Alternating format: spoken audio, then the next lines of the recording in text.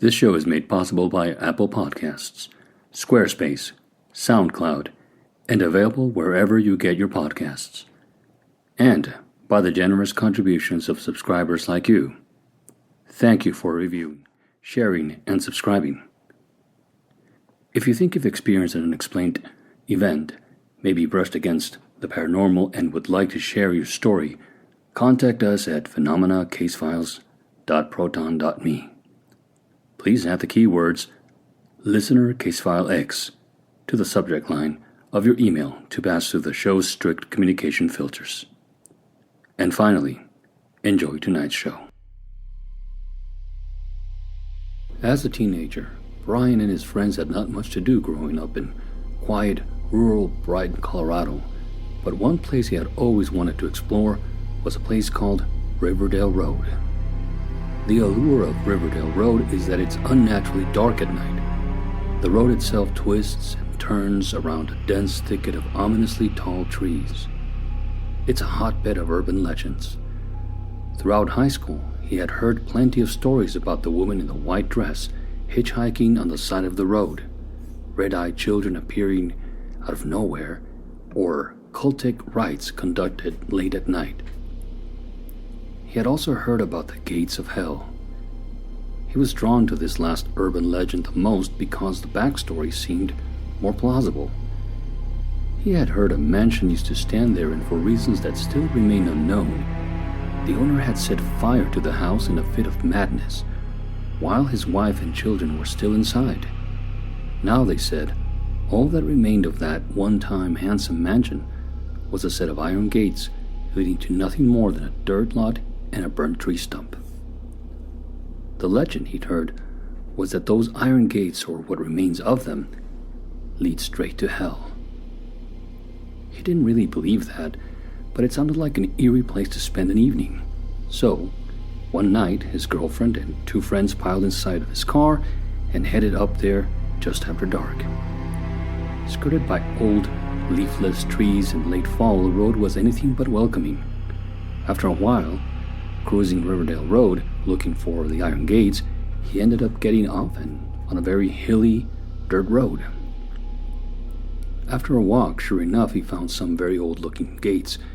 He hopped them over and found what looked like black and ashen dirt, signs that a large fire had happened there once upon a time. But that was it. Finding little else to inspect, they gave each other a few jump scares and laughed, but did little more than jostle and poke fun at each other. At about an hour or so of being around the grounds, they hopped into the car, headed back home, ready to call it a night. It wasn't until he dropped his friends off and finally his girlfriend that she realized she was missing her necklace. She figured she must have dropped it somewhere when they were exploring past the gates. She explained that necklace had belonged to her grandmother, and if her mother found out she had lost it, she'd be furious. She was just about past her curfew, and so she begged him to go back and look for it. So he headed back. There, alone, hoping to find the necklace and bring it back to her. He agreed to go back. After all, Riverdale Road had been a letdown, and he wondered what's the worst that could happen. He had already seen all there was to see, or at least he thought he did. He drove back to Riverdale Road after midnight, and this time alone and weary. When he got there, the grounds looked different. He swallowed hard and reasoned that it was, after all, a moonless night and well past midnight. The road was deserted, no one around for miles. There'd be no one around to help him if he got into any trouble. He pressed on anyway. A pang struck at the pit of his stomach just as he heard a rustling in the weeds behind him. When he turned and cast his flashlight, he saw little more than tall wild grass. He built up his resolve. He'd already come this far, and all he needed to do was look for the shimmer of a gold necklace somewhere in the ashen grounds, find it, and leave. Casting the beam of his flashlight erratically, he wasn't finding anything but bare earth. He felt a sudden urge to turn back. He'd tell his girlfriend that he had looked everywhere but hadn't found her necklace. She'd be upset, sure, but she'd get over it, and things would be back to normal in no time.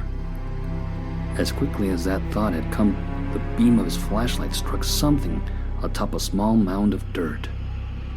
It was a pale ivory white, and he knelt down to get a closer look. Poking it with the flashlight, he realized it was a bone. He'd seen animal bones before, and this did not look like any he'd seen. Long and chipped, it looked like a leg bone, a human leg bone. At that moment, he heard movement behind him again. The bulb of his flashlight suddenly dimmed and then went out, as if the battery had drained in only seconds. He caught the silhouette of a figure some 30 paces away. It was creeping toward him. He froze, fear paralyzed, but curious too, half of him seeking to confirm the details of something grotesque stalking him. Snapping out of his terrifying reverie, he tapped his flashlight frantically. To his relief, it came back on. He flashed the light beam right ahead, but it illuminated nothing. In disbelief, he opened and shut his eyes quickly, and then he saw before him the pale, disfigured face of a stringy-haired woman. Her eyes were hollow and menacing. Her mouth was agape, and through it, he heard a guttural sound. It was her voice, and she said only, "Leave." His reflexes kicked in and new life sprung into his legs. He ran so fast, never looking back, and resolved never to return to the haunted grounds of Riverdale Road.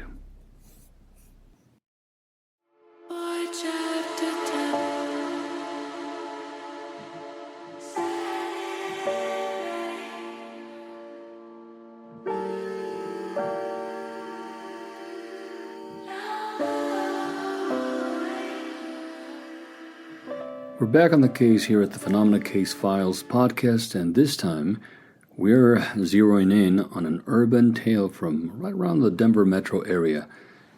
You've just heard the opener, and it illustrates one variant of a common theme. It usually goes like this in so many of the accounts I reviewed preparing for this episode. One after another, the iterations of this urban legend, it's about brushing up against the unknown, the dark, peril, and maybe death, but somehow just evading danger and living to tell the tale.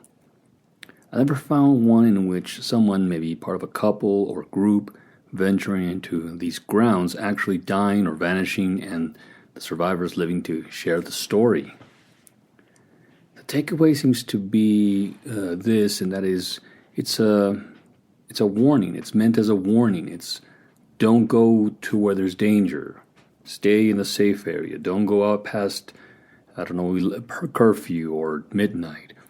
Don't delve in things that are secretive and toxic and represent scary, spooky things to you.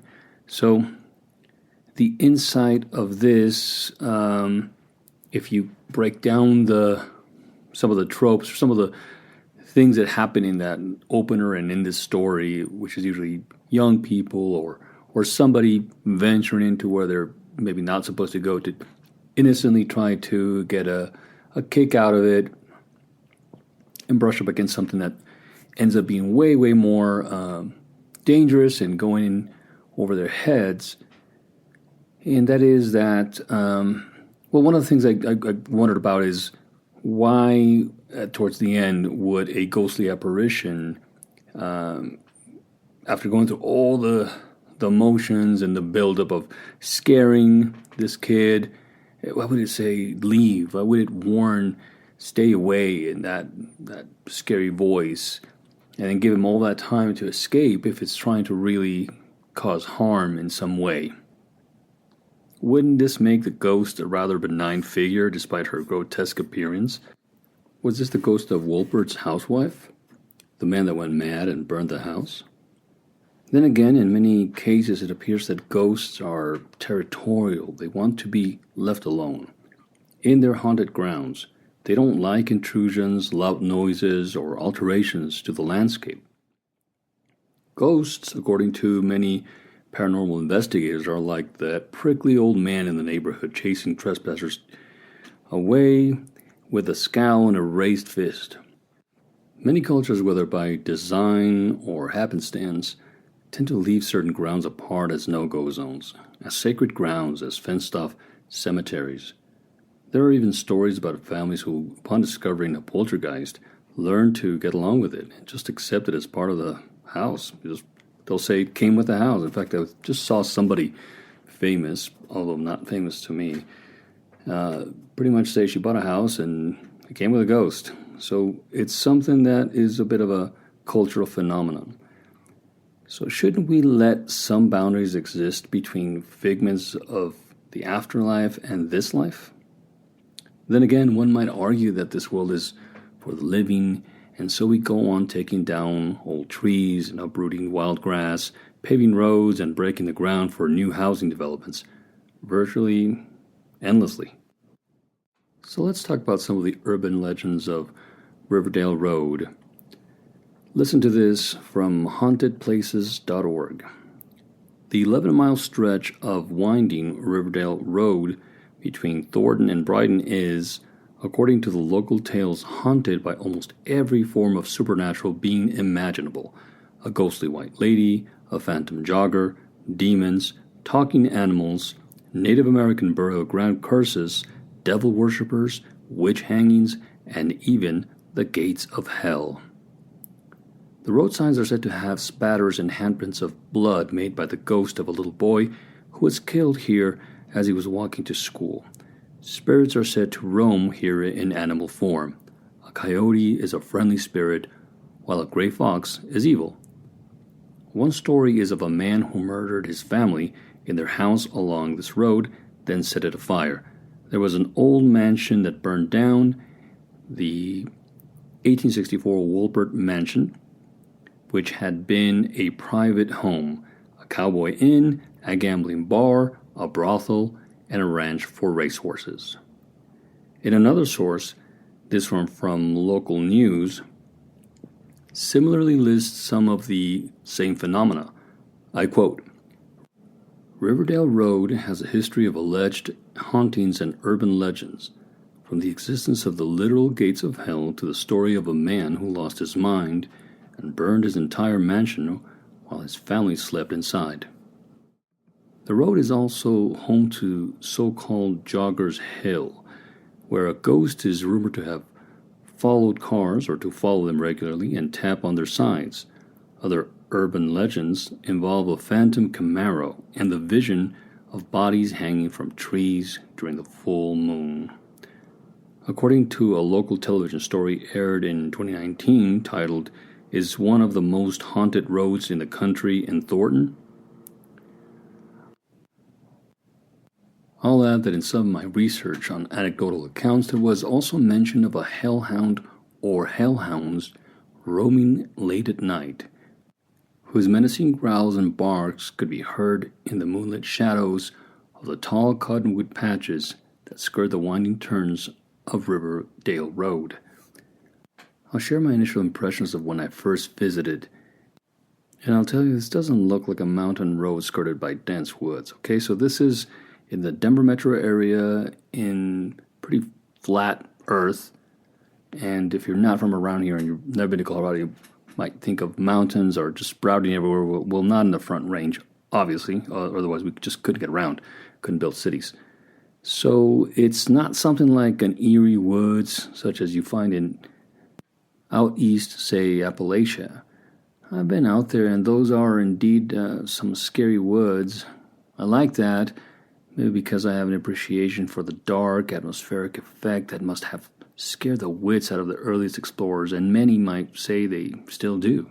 So how did this fairly unassuming section of the northern Denver metro area become the epicenter of reported high strangeness?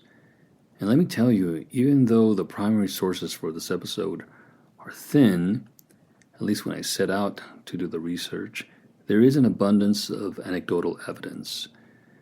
Whereas other phenomena and legends I've researched offer the benefit of a lot of literature, ranging from in-depth articles, curated paranormal blogs, interviews, archives of newspaper features, and volumes of books, Riverdale presented more of a challenge. Its stories more localized across handed down tales and first-hand experiences to some questionable, if fun, blogs, and of course, ubiquitous YouTube spooky videos shot in low light or with sepia-colored filter that's supposed to make things look old-timey or dreamy. Anyway, I like that about this case file because, in that sense, it's fresh and calls for any paranormal investigator delving into it to put together the sources of information about this Riverdale phenomena into as coherent as possible synthesis of perspective, research, and anecdotal evidence. Even before I sat down to make this show, I still came across people who grew up around here and who share their own personal stories.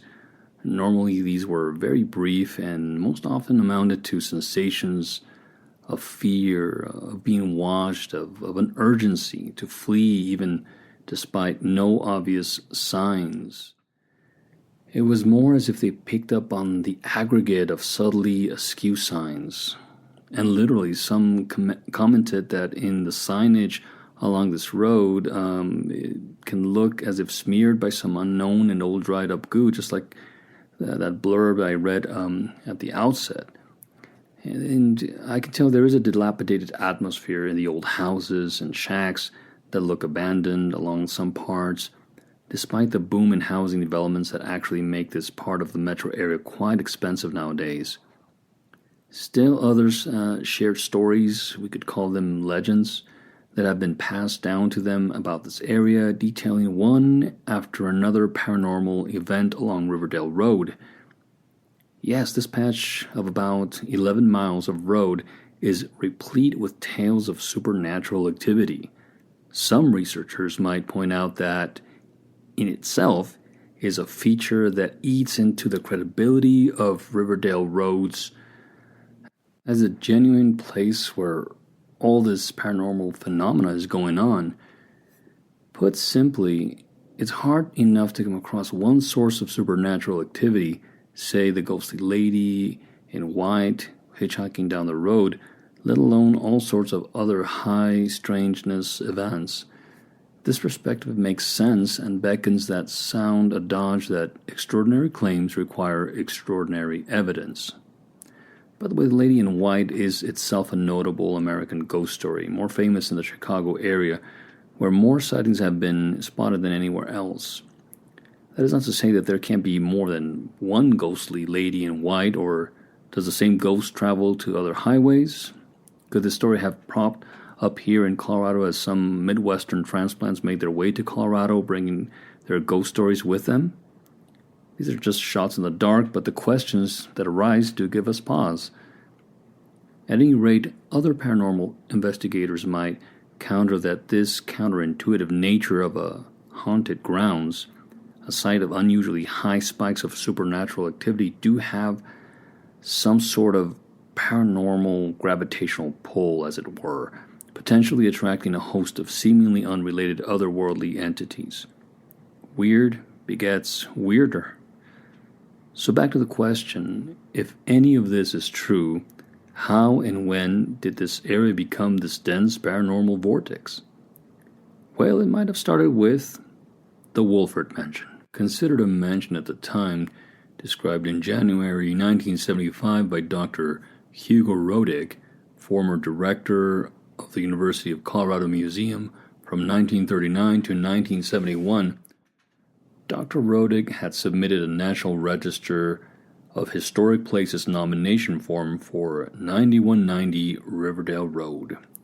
His application form, preserved by the Colorado Office of Archaeology and Historic Preservation, acronym OAHP, describes the home's physical appearance and its history, attributing the building to an early Colorado settler named David Wolpert. Two-story and attic brick house built about 1864, fine-looking structure with dignity in a favorable position beside a through drive backed by Platte River banks and floodplain. The Wolperts were typical of the hordes of people coming west to make their fortunes in gold and silver. Like many other Argonauts, making their way west Wolpert found his true fortune in agriculture and permanent settlement. Looking at some old photographs compiled by Katie Rudolph, an archivist and contributor to the Denver Public Library Special Collections and Archives, in black and white photographs, the house looks like a 9-room, 2-story brick rectangular building with tall windows on both levels and a prominent triangular feature atop. It reminds me of a bit of those big East Coast townhomes, except this is a freestanding structure with no other building attached, no garage, and it's sitting on 150 acres of land. There is a barn and brick chicken house on the plot of land which burned down too. I found no photograph of the iron gates or how close the chicken house was to the main house, but make no mistake, this house looks nothing like a farmhouse. In his application to designate the house as a historical place of interest, Dr. Rodick goes on, "The house is a mansion in a strict sense, in that it was a better house than that which most people were building in that time. Considering when it was built and who built it, it would be one of the most interesting houses in Colorado." I tend to agree. This would have been a good, solid home for an upper-income family, but nothing compared to what we would think of as the new money-built mansions of, say, St. Louis or farther out east. Now listen to this part of Dr. Rodick's application statement. "There is a history in human interest rumors alone. It has been said that the mansion was a drover's inn for cowboys, a gambling den in the 1920s, a house of prostitution, and a racehorse ranch. It is said one owner became drunk and lost the mansion in a card game, and there have also been rumors of murder occurring on the land. Because the house has somehow been involved with every aspect of Colorado history, ranging from the Indians to the hippies, it is of great historical significance." Did you notice? There's a lot to digest here. The house's story is linked to quite a variety of colorful events, passing from the original builder and owner to tenants and new owners. There is quite a nugget surreptitiously listed here too. A murder occurring on the land. Could this be the source of the stories about ghostly apparitions, sounds of boot heels to the present day, and when there is no one around? Then who knows what kind of feuds, perdition, human suffering, all bad juju stemming from its brothel and house of gambling days. This is what happens when you investigate local legends and the paranormal. At first, there is only that surface of frightful vignette accounts, but then as you dig deeper, you find hints. Hints could point to something, some original source of contention, of trauma, the kind of thing or string of highly charged events that lead to unusually terrifying conditions. This is the stuff of hauntings. In first digging through a potential research clues, I had the impression that the legend of the man who went insane and in a fit of rage set fire to his house with his wife and children in it. So, who was this man, Wolpert? David H. Wolpert was born in Ohio in 1883. As a young man, he traveled to Iowa and Illinois for brief stays at both places. In 1859, he began moving west with the gold rush. He followed the Santa Fe Trail to New Mexico, then back upwards Pikes Peak, probably the Colorado Springs area. Included in a party of 16 men, Wolpert then traveled to North Park, north of Denver, to the Fairplay Breckenridge area seeking gold. While there, the party got involved with Indians and then separated. When David Wolpert came to Denver, he built a Clayton block on Larimer Street in downtown Denver. He followed the Platte River north 9 miles, and on a piece of land he patented in the late 1850s, he built a house in 1864. David Wolpert acquired property on patent from the U.S. government September 1st, 1869, and it was recorded January 21st, 1870. His land totaled 145 acres on both the east and west sides of Riverdale Road. The land parcel is legally described as south 1/2 northwest 1/4 except road of the southwest 1/4 except parcels, roads, rivers, and public service right of way of section 19 T25 R67W. So there you go, simple as that. Try putting that in your GPS. Anyway, back to Roderick's description. The street address is 9190 Riverdale Road. Oh, and here I just want to briefly caution anyone interested to please refrain from visiting this address unannounced. The original mansion burned to the fire, and a new house was built, but it's not built right over where the old one was. Remember, this was a 150-acre plot of land. So over here it says 145, and I've heard 150. Both numbers kind of get thrown in there, so somewhere in between there is the real amount. But in fact, to find the exact location where the old mansion sat, you'd have to scour over old county land use and property records, which probably haven't even been digitized. I've been to the area to visit, and the house that now sits there is rather nice, resembling something like a Spanish-style house, at least to me. It's definitely nice and big, and right next to what is now a big open space plot of land cared for and designated by the city for recreational use.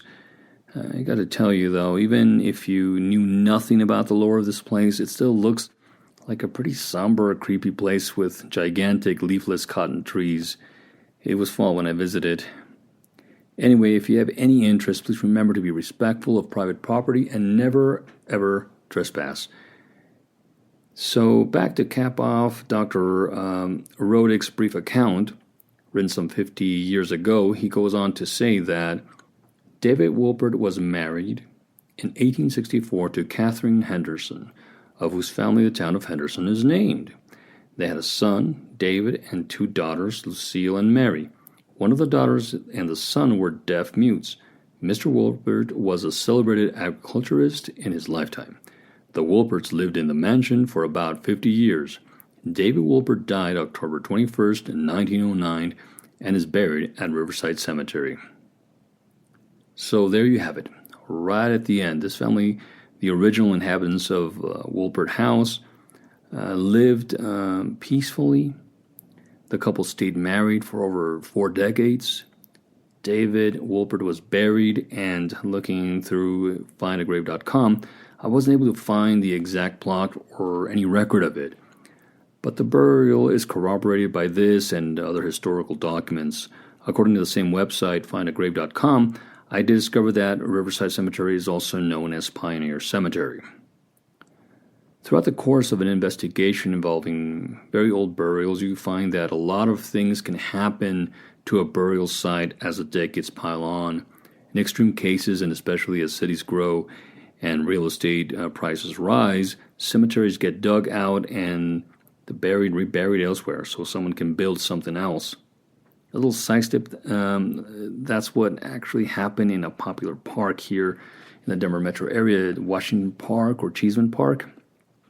It used to be a pauper's grave lot, and until it got plowed over, and this is awful to discover, but the businessmen contracted to rebury the dead didn't do that in many cases, leaving the corpses right where they lay into present day. And yeah, not surprisingly, this park is also said to be haunted. We've covered quite a bit in a short time as we dove headfirst into the high strange vortex of Riverdale Road. So let's take a small pause, and I'd like you to listen to a brief message on how you can dig into more narrative, more interesting scenarios, and support this show along the way. One man's solitary mission into the mysteries becomes an obsession. Coming this fall, Phenomena, a new novel by Robert Cavalier, puts you in the shoes of Julian Carr, a crime reporter turned paranormal investigator who almost loses everything that once mattered to him in his search for the truth in what could be his one last case.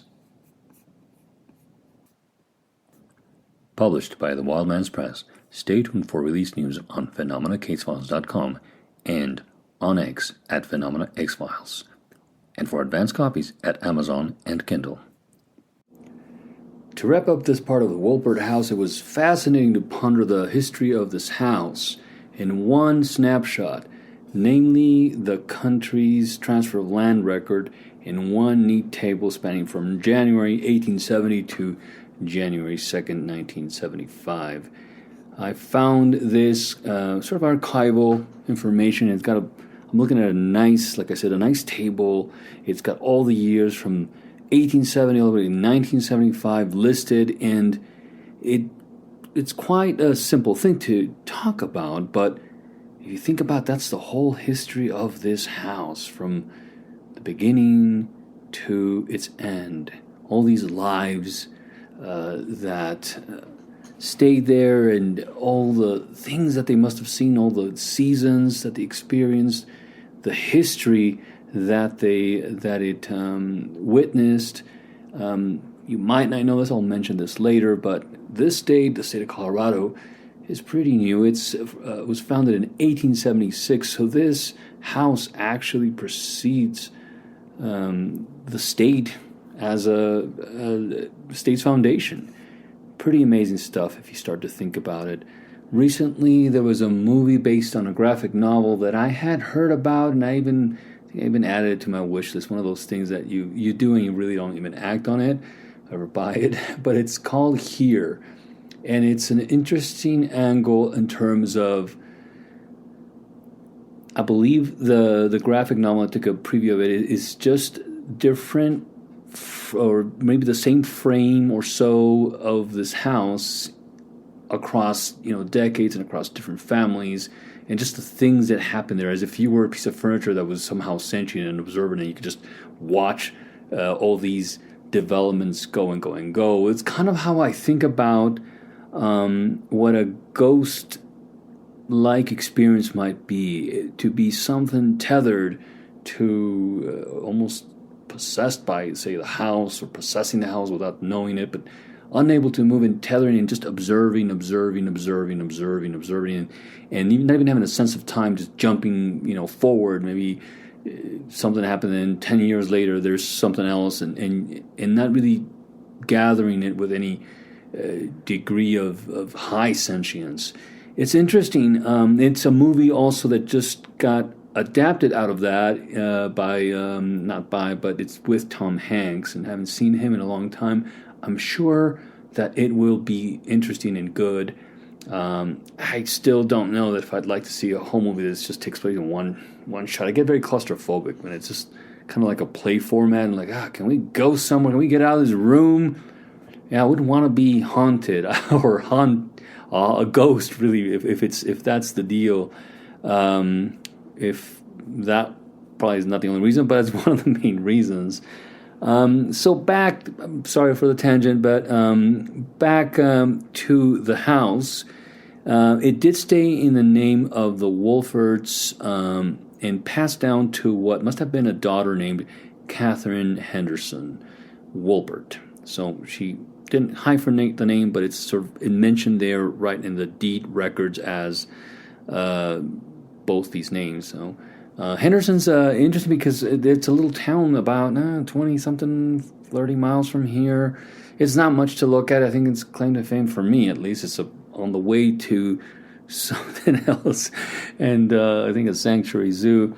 But it's interesting that there's a history there, and then now I kind of can tie these real people to this tragic house. So it was in her name until 1913. Until it goes to Charles Faden in the same year, 1937. I'm sorry, till it goes to Charles M. Weiser, or Weiser. It looks very German. A lot of Germans started to immigrate in late 1800s, 1900s, particularly to Colorado. So we've got a lot of German population. But from there, the house changes ownership two more times, in 1918, in 1937. Notable dates a little bit. 1913, I like dates, I like World War history. Right 1 year before World War I, and 1918 is just about the time that we enter the war. for the First War, the Great War, as it was called. Not thinking there was going to be a second one to it. But yeah, so 1918, then 1937 is antebellum, if you could call them that, or interbellum, more like it, right before the next war, until it goes to Charles Faden in the same year. So 1937 is a big year for this house. It sort of gives you a real kind of a little snapshot of what was going on with this house that likely was towards its downfall, towards the very last that it could give, and maybe there were some speculators and just getting passed on for a quick profit, or maybe someone bought it. Worst news that you can get is you buy a house and then it turns out that, maybe it doesn't have ghosts, or whether it does, it doesn't, but the plumbing is terrible, or the water is not going to come on, or the roof, or, if you own a home, it is a little bit scary, all the things. And back then, probably no insurance, and not even now, right? Insurance is out the window for a lot of regions of the United States. So it finally it stays in this Faden name for a long time, until around 1969. So 1937 to 1969 stays in this Baden family, or Baden. I'm not sure. Also looks a little German, Baden. And then it goes into the very last owner, Joseph V. Famularo. Very Italian sounding, who owned it for about only 6 years, until January 2nd, 1975. So what happened in 1975? At around 1 a.m. on November 28th, 1975, a home located at 9190 Riverdale Road, namely the Wolpert House, became engulfed in flames. The two-story brick home, believed to have been built in the 1860s, was severely damaged. On December 4th, the Denver Post reported, the flames Friday left only remains of walls of the main building, plus a small structure in the rear.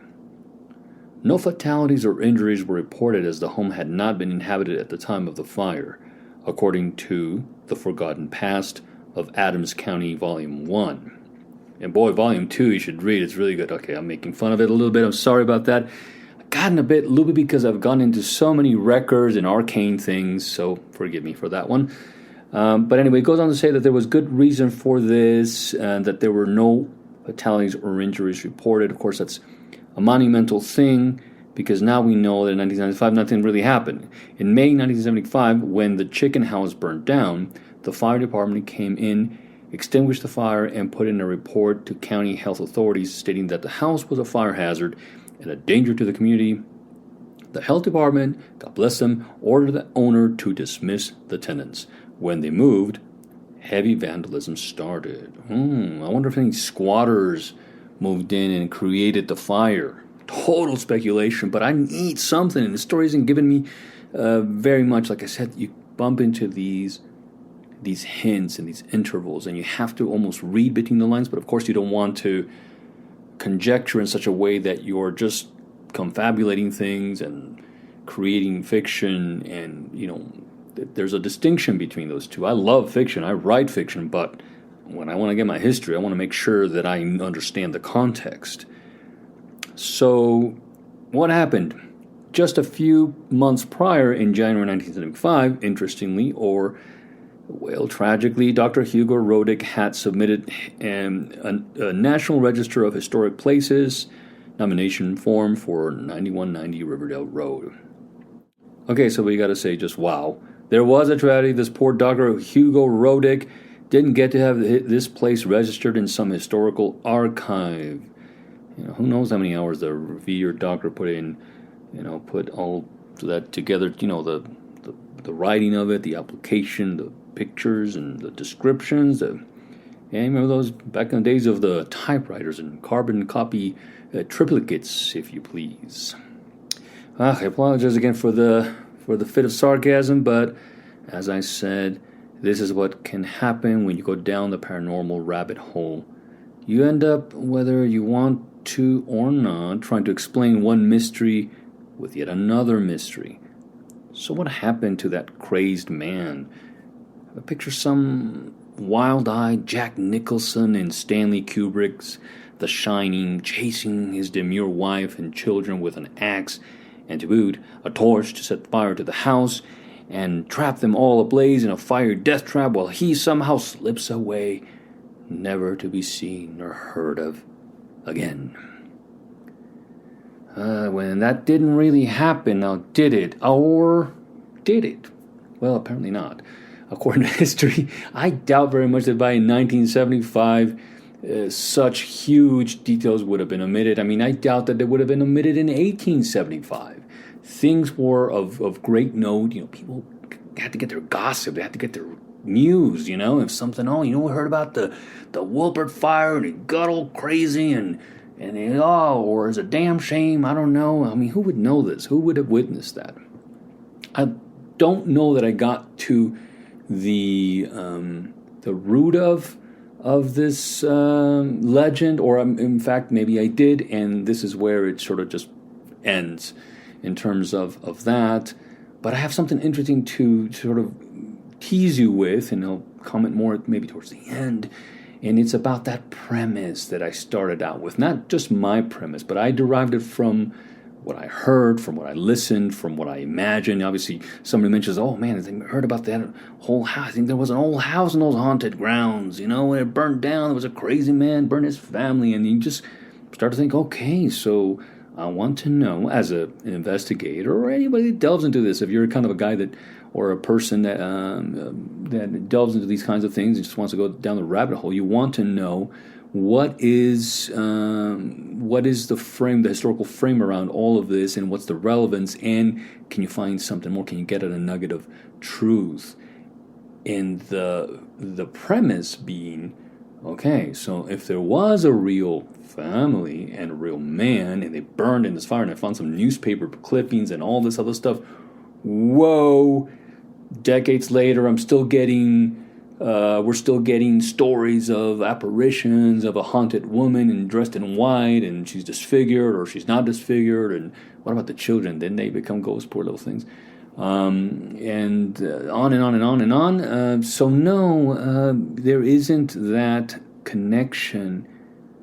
But I want to stop teasing you and say, does there have to be? See, we started with a premise, and it's interesting.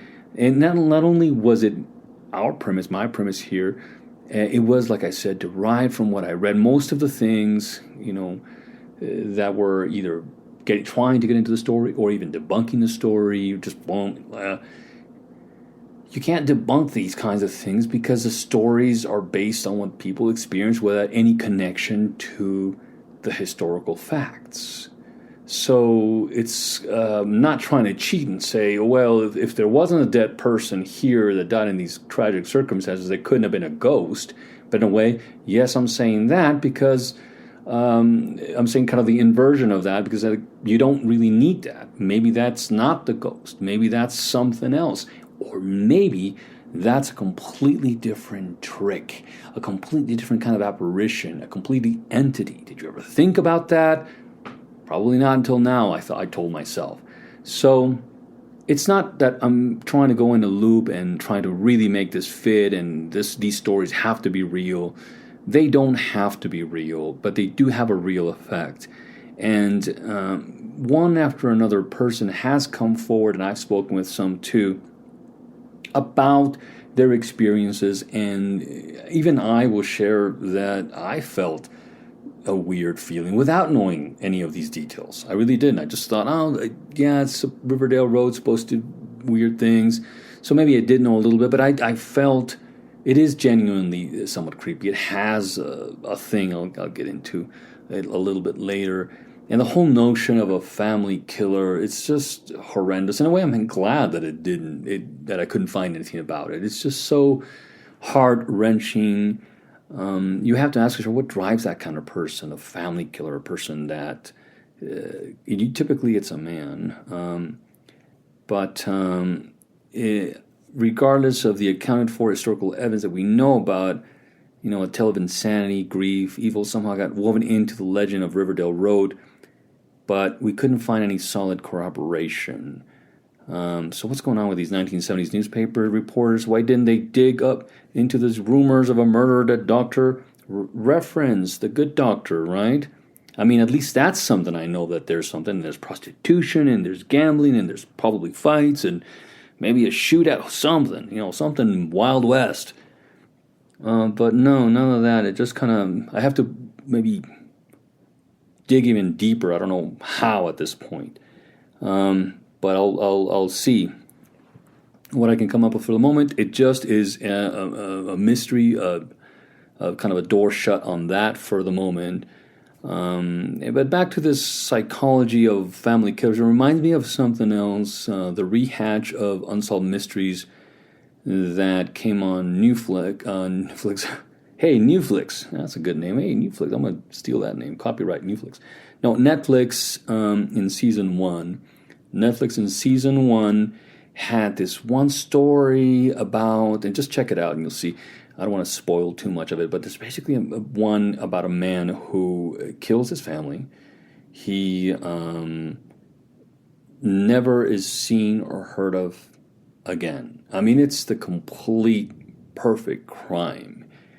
Horrendous situation, and it's, what could be more haunting than that for relatives that survive, for the community. It doesn't, even me as a stranger, I feel something for that.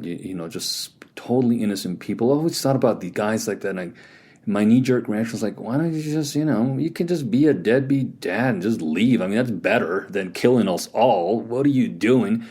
But that's not the way the psychology works. And of course, I'm not a psychologist, nor do I play one on TV. But from what I dug into, and I think the show goes into it, but I'm not 100%. I might have gone on my own investigation on that when I saw that. And according to psychologists and clinicians, there is a kind of a personality profile for the kind of person, usually a man, as I said before, who tends to take these drastic steps to end his own family.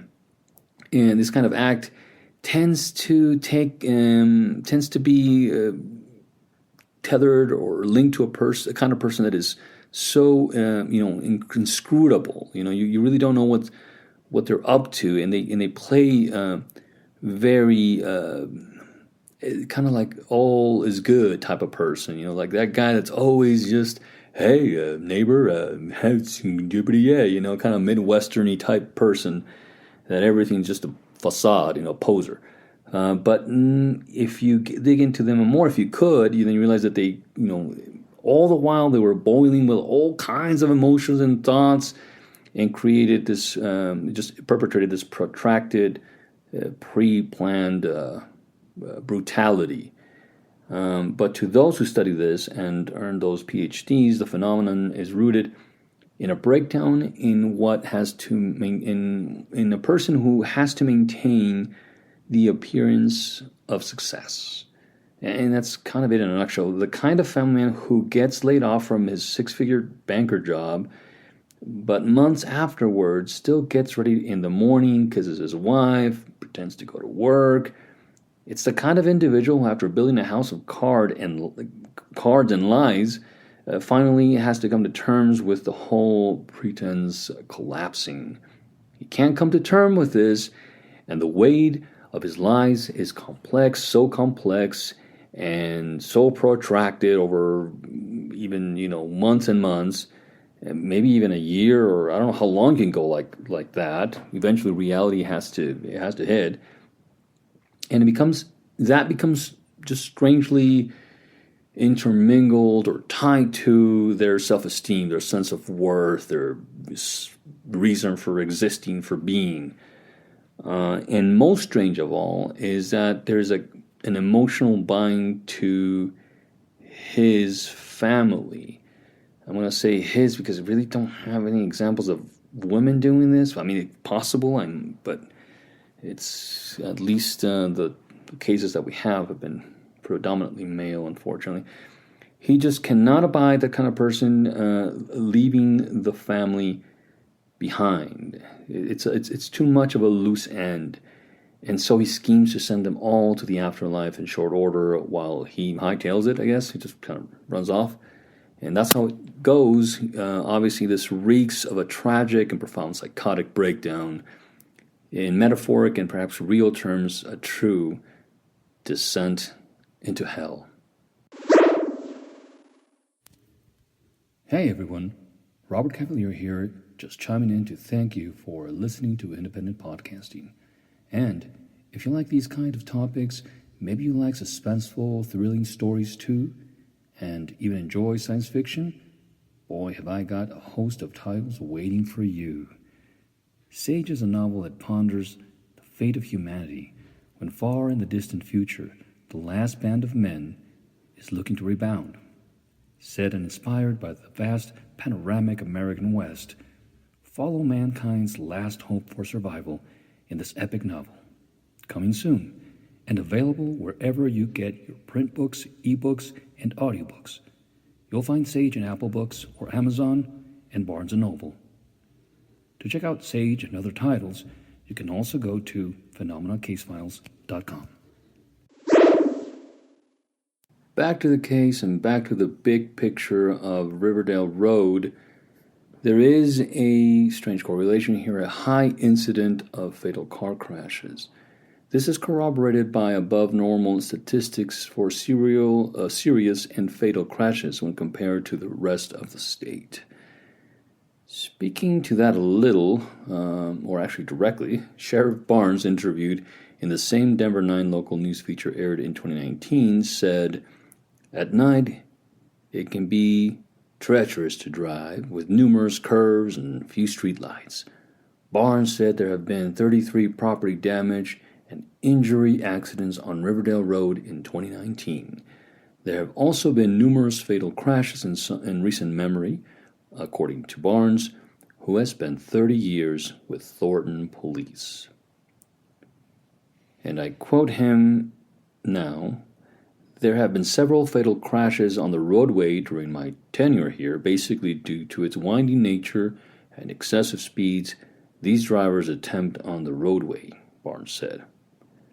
Then the TV spot switched to a paranormal enthusiast. I don't want to say investigator. Didn't get that sense from her. And her last name Smith, and she said that she doesn't know too much about the urban legends, so that gives me a hint that maybe she's not a paranormal investigator, because that's one of the first things you probably want to be acquainted. But she might be more of a sensitive, I think, and maybe that's what she was. She wasn't introduced like that in the article, or I missed something, but she said she definitely has a feeling on this road. And she says, "If you stand in the right spot, you experience these moments of dread," she said. Believe it or not, Riverdale Road remains a source of fascination for ghost hunters. Smith's advice: if you're doing your own investigation, be careful driving or walking on the road, especially at night, due to its windy nature and blind curves. So, very, very good sound advice there. I like how they sort of like, every time you get these sheriffs and talk about any kind of lore or supernatural, anything, they always play the practical man, well, it's all this bad driving, and guess what? They're usually right. You can be really afraid of a lot of paranormal activity, supernatural things, scary things, and really the banal truth of it all is that most people meet, if they do meet, a terrible end. It's on driving usually. So watch out. Don't be distracted. It's very tempting to just kind of wag your finger like as an authority like these guys, and just at least leave a bit of a warning, and we should heed that warning. I want to move a little bit to a different part of Colorado that's, I would say, pretty far away from this.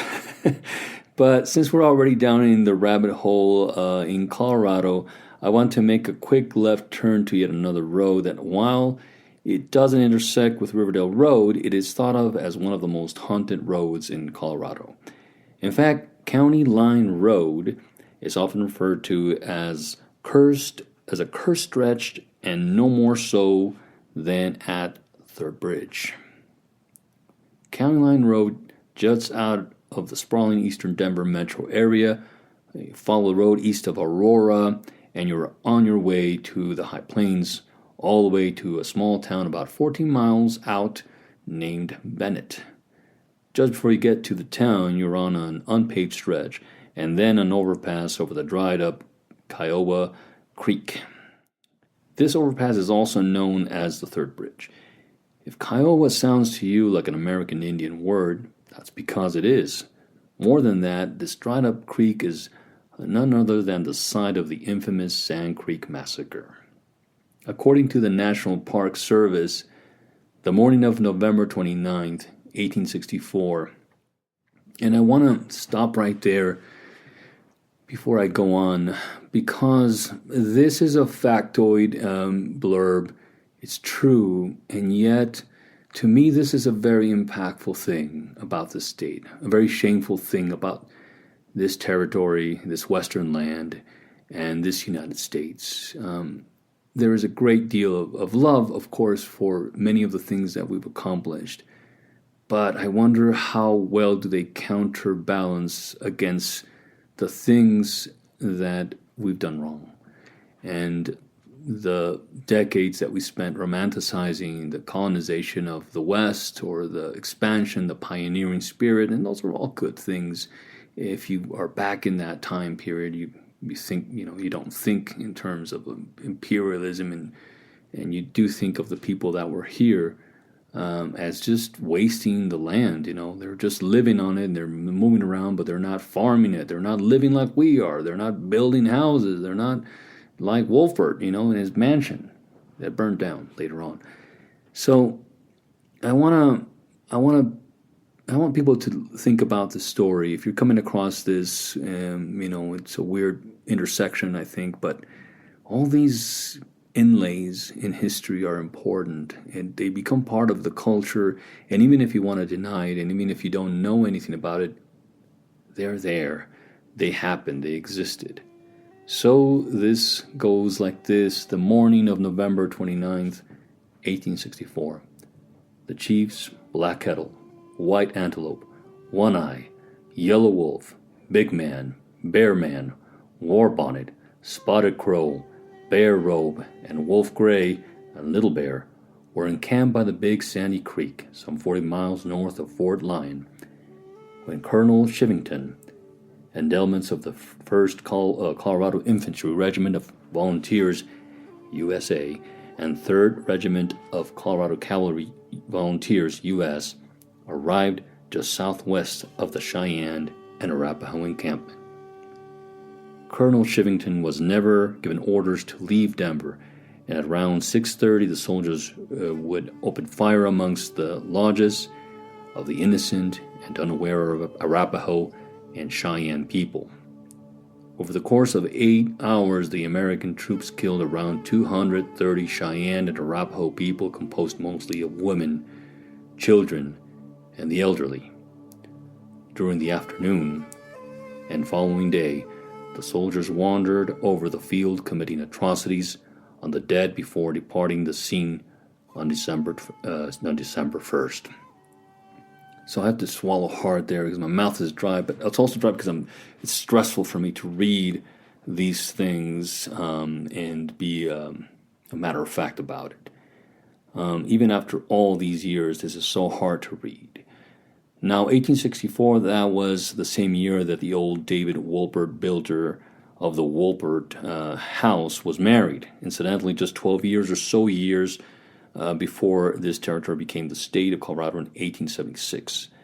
And recall that blurb on Dr. Rodig's application about old Wolfert and his excursions to the mountain to make his fortune, quote-unquote, with a band of at least 16 other men in the Colorado mountains and having some run-ins with Indians? How did old Wolfert make his fortune anyway? Is this all coincidence? Well, yes, most likely. But it does give us pause. makes us wonder if there ever was a curse upon this land that could have been cast in the aftermath of one atrocity after another perpetrated against the peoples who roamed this land for over 30,000 years. If so, this haunting has long arms, stretching all the way to the wretched modern day. It's said that at the third bridge, on some nights, visitors to these haunted grounds still hear the sounds of screams, the wail of women, haunted battle cries and drums, as well as the occasional sighting of a ghost rider who can't seem to rest in peace.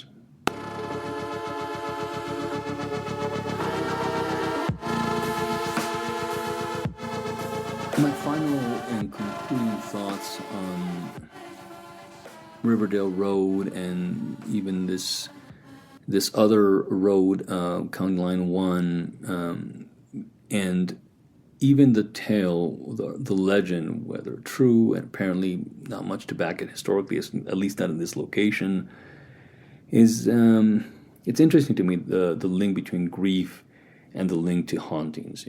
When we think of a tremendously traumatic thing happening to a person, such as losing their lives tragically and way before they should, and there's a familiar trope. And if we speak of fiction, we say trope. But if we speak of this as historians, as folklorists, as people investigating this as paranormal phenomena, researchers, we might call it patterns, incidents. We might call it a feature of a haunting. So, at any rate, we go from tragedy, at least in this pattern here, to myth creation, which are the urban legends, and then the ghosts tethered to a part of this world somehow.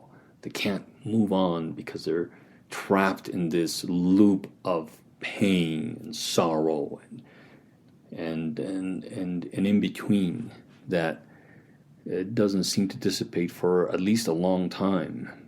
That's another thing. I wonder, how long will a place remain haunted? Is it haunted forever? Is there a variation? Is there, in other words, a scale, stronger at some point, weaker, or a bell curve kind of pattern where it just is a crescendo and then, a peak and then it falls down, dissipates? It makes me think of entropy. Does physics have anything to do with the way that hauntings go? Do they start out strong and become less and less coherent and finally vanish? What drives it? What energy is needed? So thinking about physics is a strange thing, or might seem a strange thing, but that's one of the measurements that we have to experience the world, even the otherworldly phenomena that we might encounter.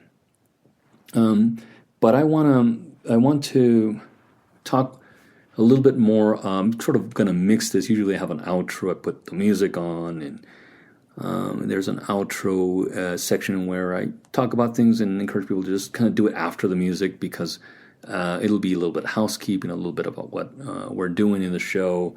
It was a difficult 2024. 2025 is a good reset. It's looking better. We're moving forward with these kinds of stories and these kinds of features, and this podcast that's at the moment in its infancy. It's going to depend on you if you're finding this at this moment and you want to reach out to me and you will have some stories to tell me, or you want to be part of it somehow. This is an exciting time for you. So in the show notes, I'll have how to contact me, which is basically at this point an email. And I gave instructions, I think, later, before in other episodes about putting something in the subject line, the phenomena casefiles.com with an X or something like that, so I don't get a lot of basically just junk mail. Where we're headed in 2025 is a variety of stories. This is the main vein, as I've explained before, of the show. Episodes that focus on phenomena, really, on unexplained phenomena, and this can be ranging from ghosts, hauntings, to UFOs, to cryptids, to any number of things. And as a bonus here and there, or maybe 2 times or maybe 3 at the most, kind of a travel log experience where I go to some place or carry on an investigation. This place is Third Bridge Road. Gave me a little bit of pause because I thought that is a place that I need to go and do an investigation and do some measurements, and trying to do some interviews, and maybe even bring them into the show. People are really little bit shy when it comes to that, but I'll see how I can overcome that barrier. So if you've listened this far, it's after the music, and it's me talking about what's coming up next, and thanking you for having listened so far, and for being patient with my learning curve. I'm still gonna get better, I promise. I work full time too. I'm invested in what I do, and in my free time, I do dedicate my time to creating the show. It is we call it a labor of love, because I'm not doing it to try to one day throw a bunch of ads at you and all that crap. I hate those kinds of shows, or get up too much on a high horse of some kind and start ranting about causes and things. I want to just be in a kind of communion with all of you in the terms of we come together by listening to story the way we used to when we used to gather in a campfire, and your old grandfather or somebody would just tell you a story just out of nowhere because the mood was right, because the fire was crackling, because it felt good and that was cold and dark. And we can go back to that now and again, hopefully in a real sense, but at least in this way in a digital sense. So until next time, we'll keep the fire here burning at the Phenomena Case Files podcast, and have a great night.